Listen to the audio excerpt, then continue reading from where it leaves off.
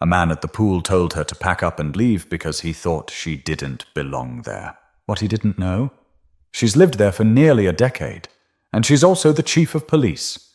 Patrice Holman didn't need much. A folded lounge chair, a good pair of sunglasses, and a day with no calls from dispatch. That was all she'd asked for. After 3 straight weeks of back-to-back shifts and enough internal meetings to make anyone question their career choice, this Saturday felt like the first real breath she'd taken in a while. It was just past noon when she stepped out her back door, sliding on a pair of sandals and cradling a water bottle under her arm. She lived in a small, gated community in Temecula, California. Quiet, middle income, mostly families, retirees, and a few tech folks who liked the suburbs. She'd lived here for over 9 years, bought the house outright, knew every board member of the HOA by name, so when she walked the short distance down to the shared pool, she felt like she belonged. Because she did. Patrice wasn't in uniform.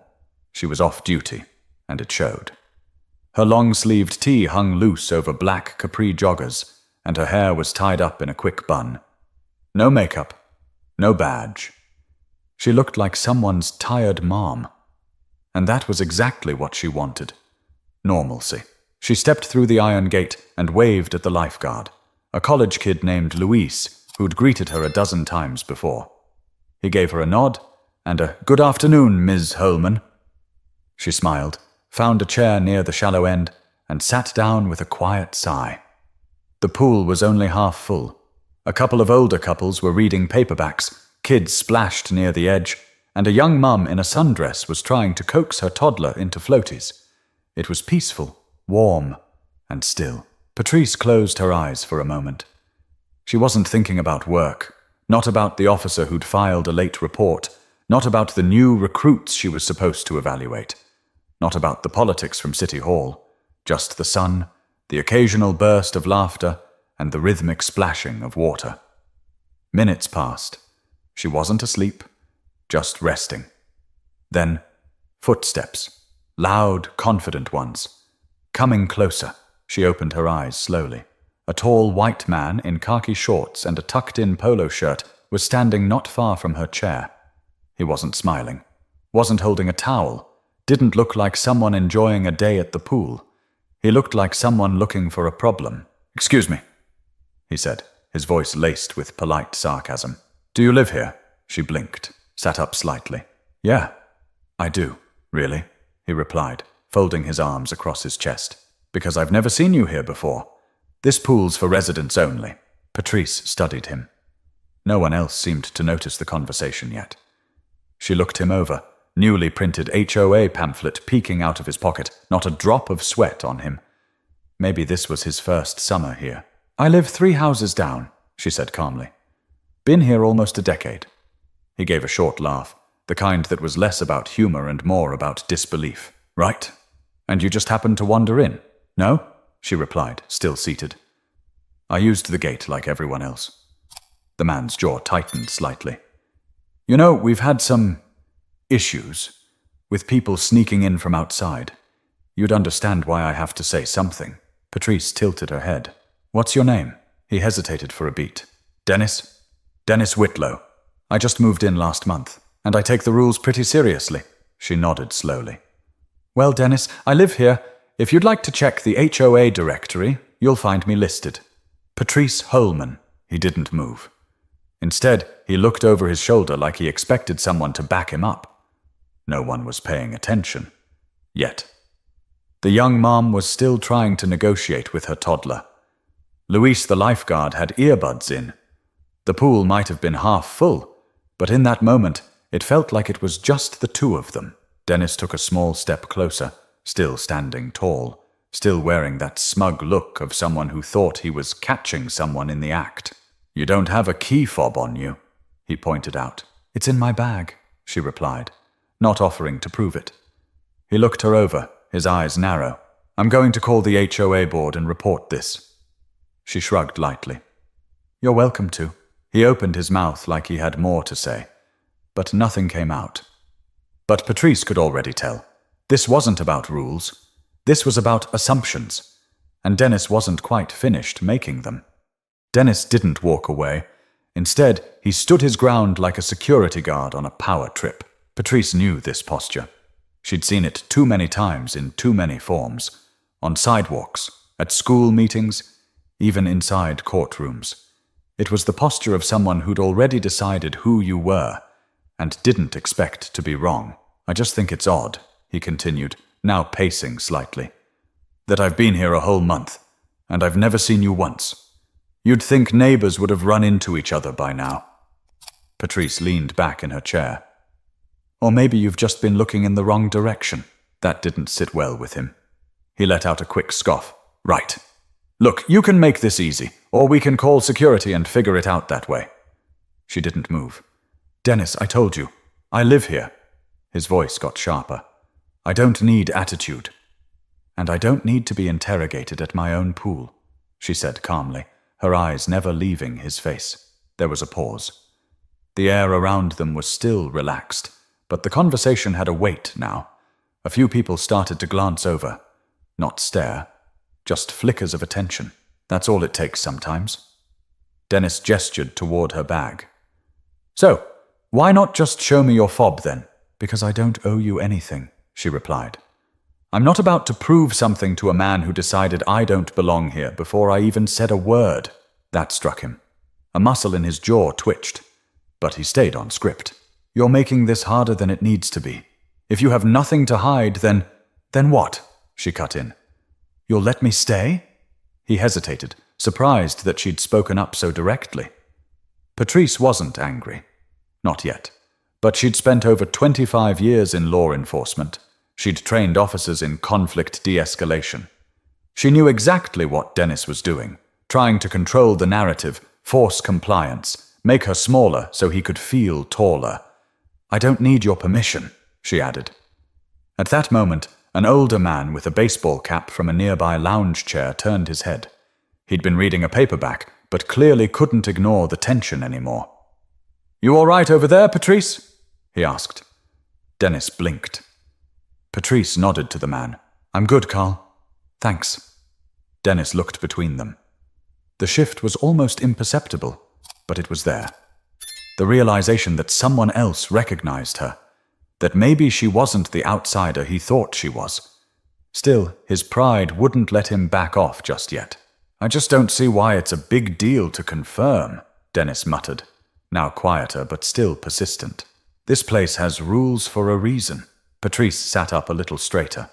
Her voice stayed low. You saw a black woman sitting alone and decided something was off. You didn't ask. You accused. You didn't check facts. You made assumptions. And now you're doubling down because you're embarrassed. He opened his mouth, but nothing came out. Not right away. It's not about that. Then what is it about? She asked, genuinely curious. Because you walked over here like a mall cop with something to prove. That stung. His mouth twitched. He looked over at Carl, then back at her. The pool was quieter now. Conversations hadn't stopped entirely, but there was a shift in the mood. Awareness. A few people were listening without looking like they were. I didn't mean to come off wrong, Dennis said finally, though the apology didn't sound like one. I just care about the community, that's all. And I've been part of this community longer than you've known how to spell the zip code, she said. Another pause. He didn't know what to do with that. She waited. He cleared his throat and took a step back, as if preparing to walk away. But his ego had one more line to get out. Look, he said, voice slightly strained. If you really live here, I guess there's no harm in showing proof. That's all I'm saying. But Patrice wasn't going to play by Dennis's rules. And soon enough, she wouldn't have to say a word to prove who she was. Dennis lingered. He wasn't yelling. He wasn't swearing. But Patrice knew this kind of confrontation didn't need volume to be aggressive. It was the way he positioned himself, blocking the sun a little, always just close enough to make his presence known, but far enough that it couldn't quite be called harassment. She let him stew in his own awkward silence for a few seconds before reaching into her tote bag. Not for her badge, yet, but for her water bottle. She unscrewed the top, took a sip, then calmly leaned back again like she had all the time in the world. "I don't know what you think is going to happen here," she said without looking up. Dennis crossed his arms. "I think you're making this into something it doesn't have to be." She looked at him now. "No, I think I'm watching you make it into something. You walked up with assumptions, and now you don't know how to back out without looking foolish." From across the pool, someone was watching. A teenager, maybe 16 or 17, sitting at the edge of the water with her phone in hand. She wasn't filming, yet, but her attention was clearly fixed on the conversation. Patrice noticed. So did Dennis. "Is this where you're going to make a scene?" he asked, trying to turn the tables. "No," Patrice replied. "But you already are." Luis, the lifeguard, finally noticed the energy shift. He pulled out one earbud and sat up a little taller. He wasn't getting involved. Yet. But even he could sense the situation teetering. Dennis exhaled through his nose and shook his head. "Unbelievable. I try to look out for the community, and this is what I get." Patrice raised her eyebrows. "No, what you're getting is pushback. Because you're not looking out for anyone. You're trying to control a space you just moved into." He scoffed loudly. "Wow. Okay, so now I'm the bad guy." "You're the loud guy," she corrected. The teen by the pool cracked a small smile at that. Dennis didn't. "I'm just saying," he continued, voice tight. "Rules matter. I've got a daughter. What if someone shady came in here pretending they lived here?" Patrice blinked. "And you decided I looked the part?" He paused again. That pause told her everything. "You think you're subtle, but you're not," she said. "You saw me. You judged me. And now you're scrambling because I didn't give you the reaction you expected." Dennis shifted his weight from one foot to the other. He was unraveling, slowly, still holding on to a sliver of perceived moral high ground, but the ground beneath him was getting shaky. "You could have just shown the fob, proved me wrong, and ended it.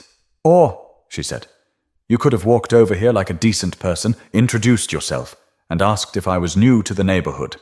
Instead, you came in hot, assumed I was trespassing, and now you're mad I didn't jump when you barked." His face flushed. Not bright red, but enough to see he wasn't used to being spoken to that way, especially not by someone who refused to be intimidated. From the side of the pool, the young mum with the toddler was watching now too. She didn't intervene, but she stepped a little closer to her child like she was bracing for something. Dennis looked around. The audience was growing. He straightened his back. "You know what? I'll talk to the HOA board. Let them sort it out." "You do that," Patrice said. "Be sure to tell them exactly what you said to me when you walked up." That made him pause again. "I've lived here 9 years, she added. "Served on the security committee twice. My name's on the HOA website under neighborhood safety." Dennis blinked. "Really?" he asked, his voice quieter. "Really?" Luis finally stood up, sensing things had reached a tipping point. "Everything okay over here?" he called out. "We're fine," Patrice answered. Dennis was clearly caught between retreating and pretending this was all still reasonable. But before he could speak again, a voice came from one of the lounge chairs behind him. "Patrice!" a woman called out. "You want us to call Ken from the board? He's at home right now." It was Mrs. Florence Godwin. She'd lived in the community longer than anyone. She didn't raise her voice, didn't even stand. But her words carried weight. Patrice gave her a small wave. "No need, Flo.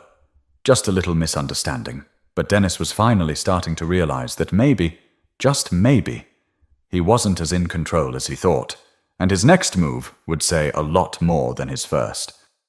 Dennis opened his mouth to speak again, but now it was different. The words didn't come as quickly. His posture changed. Arms no longer crossed, voice no longer sharp. That firm stance he'd kept since the start was starting to droop under the weight of public scrutiny. He looked around again. The mom with the toddler, the teen with the phone, Carl, Florence. Luis still watching from the lifeguard chair, one hand shading his eyes. Even the guy who'd been dozing in the shade had sat up. Patrice could feel the shift too. The eyes weren't just on her anymore. They were on him, waiting to see what he'd do next. And Dennis knew it. "Look," If you're really Patrice Holman, he said, trying to smooth out his tone, then I guess I owe you an apology. You guess? She asked, raising an eyebrow. Dennis forced a chuckle. Well, I didn't know. You weren't exactly announcing it. Should I have? She asked, eyes locked on his. He didn't answer. Patrice reached down into her bag again. But this time, she didn't move slowly. She took out her badge case and opened it fully, holding it in both hands, clear as day. Dennis took a step back. The gold badge gleamed in the sun, the nameplate unmistakable. City of Temecula. Chief of Police. Patrice L. Holman. Dennis blinked. Twice. His lips parted, but nothing came out. You were saying something about rules? She asked calmly. He swallowed hard. I didn't realize. You assumed, she said. He stammered. I didn't mean anything by it. Yes, you did, she said. Maybe not out loud, but it was loud enough. The teen at the pool's edge slowly lowered her phone. She didn't press record, but the moment had etched itself in her memory. Dennis scratched the back of his neck. I wasn't trying to cause a scene. No, Patrice said, standing up from her chair, her badge still in hand. You were trying to control one. She was taller than him now, not because of her posture, because the weight of her words carried further than his ever could. You came here to flex authority you don't have, she continued. I carry mine every day, but I don't lead with it, because real leadership doesn't need to be loud. Dennis looked down. I'm sorry. She let the silence sit for a few seconds. You know, it's interesting. You could have had a real conversation today. You could have walked over and introduced yourself. I would have offered you a soda from the cooler. His face reddened again. But instead, you tried to check me like I was stealing time in a space I've helped keep safe for almost a decade. Patrice closed the badge case, dropped it into her bag, and sat back down. Dennis didn't move. Florence stood now. Just once, just to say something simple. We know who you are, Patrice. Always have. Appreciate you. Patrice gave a soft smile. Thank you, Flo. Carl added, Pool's all yours, Chief. Dennis stood frozen for a second more, then turned and quietly walked away, muttering something under his breath that no one bothered to catch. The toddler squealed with joy as she finally agreed to get into the water. Louise sat back down, both earbuds in again, and the rest of the pool began to reset to what it was before the interruption. Patrice pulled her sunglasses back over her eyes, took another sip of water, then leaned back into her chair, letting her shoulders drop just a bit. She didn't need to gloat, didn't need to yell. The badge wasn't the power, it was how she used it. And more importantly, when she didn't. But just because the confrontation was over didn't mean the story was. Word had already started to spread, and by tomorrow the whole neighborhood would know exactly what happened. By late afternoon, the sun had started to dip low enough to cast long shadows across the sidewalk. Families packed up beach towels, kids begged for 5 more minutes in the water, and the scent of sunscreen lingered in the breeze. But the conversation? That stuck around. Patrice didn't have to say a word. As she left the pool, towel draped over one arm and her sandals tapping gently against the pavement, heads subtly turned. Not in the way people gawk, but in that familiar ripple of curiosity and hush that follows when something worth retelling has just happened. She could hear it as she passed a pair of neighbors by the parking lot. Did you see what happened with the new guy? That's Patrice Holman, right? The police chief? Yep. Poor man had no idea who he was messing with. Later that evening, she stood in her kitchen preparing a simple dinner. Grilled chicken, sliced avocado, and a sparkling water with lime. Nothing fancy. Just fuel. Her phone buzzed on the counter with a message from her friend Eliza, who lived 3 streets over. Heard you had a poolside performance today. Is it true you flashed the badge? Patrice smirked and tapped back. Didn't flash. Just reminded. She didn't crave attention. She didn't enjoy public conflict. But something about the moment felt necessary. Not for the sake of proving a point to Dennis, but for the people who had been watching and maybe wondering how they would have handled it. A quiet knock interrupted her thoughts. At the door stood Florence, still in her pool hat, holding a small Tupperware container. I made too much pasta salad, she said casually. Figured you could use a break from cooking. Patrice took it with a warm smile. Thank you. That's kind of you. Florence lingered for a second, then said, You handled him well. Grace under pressure. Patrice nodded. I've had practice. People noticed. Florence added, Not just the bad part. The good part, too. Patrice didn't reply right away. She just leaned against the doorframe, letting that sink in. Before Florence left, she said one more thing. Some of us were quiet today. Doesn't mean we weren't watching, or that we didn't feel what you felt. That landed heavier than expected. After she closed the door, Patrice sat on the couch, set the container beside her, and scrolled through her messages again. A few more had trickled in. One was from Carl. Always respected how you carry yourself. Let me know if you need anything. Another was from Luis, the lifeguard. Hey, Chief Holman. Sorry I didn't step in earlier. I should have. Just wasn't sure how to handle it. But I got your back. Always. She appreciated each one. They didn't change the day, but they added something to it. Like small bricks reinforcing the quiet foundation of respect she'd spent years building. The next morning, she went for her usual walk through the neighborhood. It was early, barely 7 a.m., and the streets were still cool and shaded. As she passed the community bulletin board near the clubhouse, something caught her eye. A printout taped to the glass. Black text, bold letters. Know your neighbors. Below it, a photo from a previous HOA event.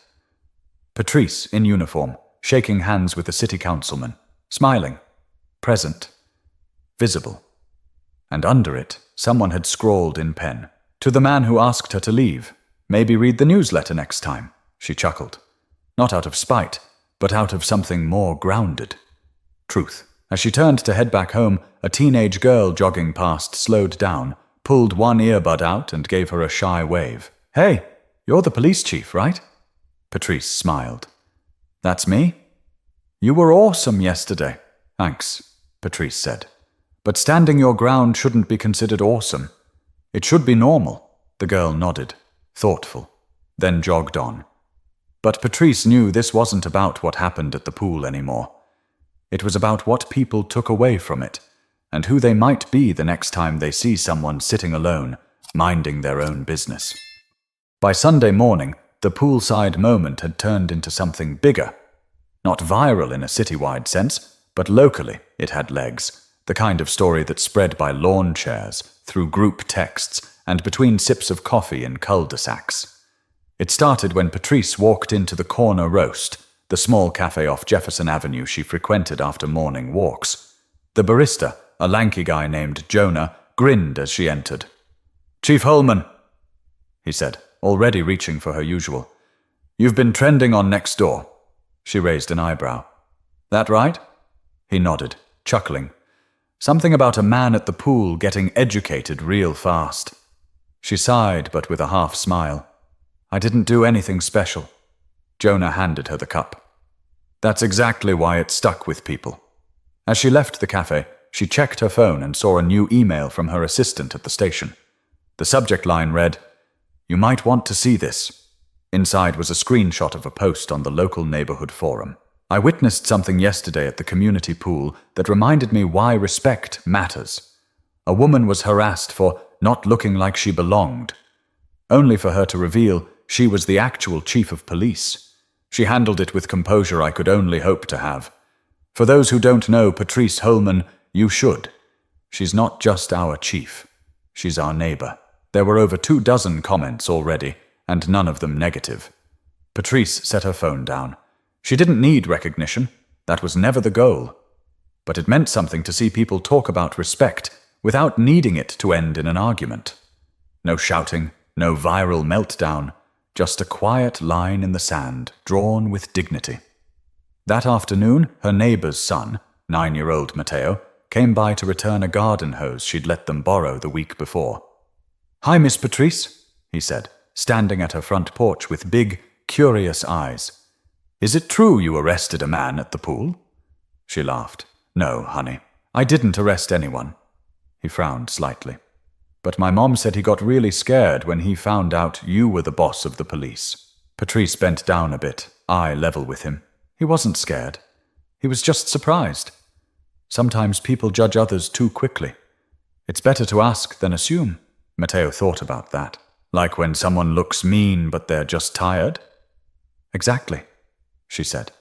He handed her the hose. You're really cool. She smiled. Thanks, Matteo. So are you. After he left, Patrice stood in her doorway for a while, just thinking. About the day before. About all the days before that. About how many times she'd been second-guessed, talked over, or brushed aside because of her appearance, her skin, her gender, her age. None of that was new. But this time, the people who watched had seen something different. They saw what patience looks like, what restraint looks like, what it means to not take the bait. And in that, maybe a few of them would recognize something in themselves next time they found themselves watching, either too afraid to speak or unsure what side of the line to stand on. Patrice didn't need to change Dennis Whitlow. That wasn't her job.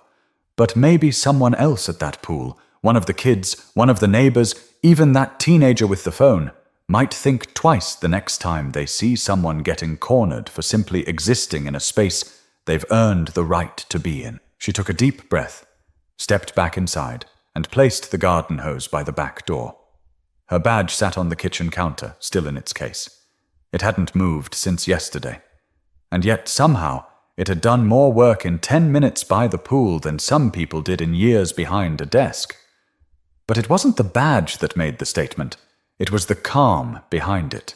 And calm, in moments of pressure, is louder than noise will ever be. Monday morning rolled in, and with it came the slow return to routine. Garbage trucks rumbled down the streets. Sprinklers clicked on just before sunrise. Somewhere down the block, a neighbor's dog barked at a passing jogger. Inside her home, Patrice was getting dressed for work. The uniform was pressed, the badge polished, the same routine she'd followed for over 2 decades, yet somehow it felt different today. Not because of what happened, but because of what it revealed. She glanced at herself in the mirror, fixing the collar on her shirt. There was nothing special about her reflection, just a woman over 50 who had worked hard to earn her position, someone who'd chosen responsibility over recognition and professionalism over pride more times than she could count. What Dennis tried to do at the pool wasn't new. It wasn't shocking. It was quiet, practiced, and familiar, and that's what made it so dangerous. Because moments like that often go unnoticed, unchecked. They slip through cracks in everyday life, wrapped in politeness and concern. But not that day. That day, he got the full mirror, clear, honest, and unflinching. As she poured her coffee, her phone buzzed again. This time it was from Ken, the HOA board president. Heard about the pool incident. Don't worry, I spoke to Dennis this morning. He won't be bothering anyone again. She stared at the message for a second, then typed back a short reply. Appreciate it. Let's focus on making sure no one else thinks they have the right to do what he did. Because that was the real point. It was never just about Dennis. It was about the quiet moments people let slide, the ones that chip away at dignity without leaving bruises, the ones that hide behind phrases like just asking questions or just trying to help, the ones that teach younger generations how to doubt before they understand. Later that day, a city employee brought Patrice a stack of mail that had been delivered to the wrong department. She flipped through it absent-mindedly until one envelope caught her attention. No return address. Handwritten. She opened it. Inside was a short note. Chief Holman, I don't know you personally, but I saw what happened. I saw how you handled it. My daughter did too. I think she learned more in 10 minutes watching you than she has in a year of school. Thank you for showing us the difference between authority and grace. It didn't have a name at the bottom. Just the words. A neighbor. She folded the note gently and slid it into her desk drawer. It wasn't about being a hero. Patrice didn't believe in that word. It was about being present. Holding the line. Not just for herself, but for every person who's ever been made to feel small in a space they had every right to exist in. And the next time someone tries to use arrogance as authority, she hoped they'd remember her, because sometimes silence can speak louder than shouting, and a calm, "I live here," can hit harder than any comeback. So if you ever find yourself in Patrice's shoes, in a moment where someone decides you don't belong, remember this. You don't have to raise your voice to stand your ground. You don't need to prove yourself to someone whose mind is already made up. And you definitely don't need to shrink so someone else can feel big. Carry yourself with the quiet kind of power, the kind that speaks for itself. And when people are watching, especially young ones, show them what self-respect looks like when it's calm, unshaken, and undeniable. If this story made you stop and think, even for a second, hit that subscribe button. Because we'll keep sharing stories like this. Stories that feel real, that speak the truth, and remind us that dignity is never something you need permission for.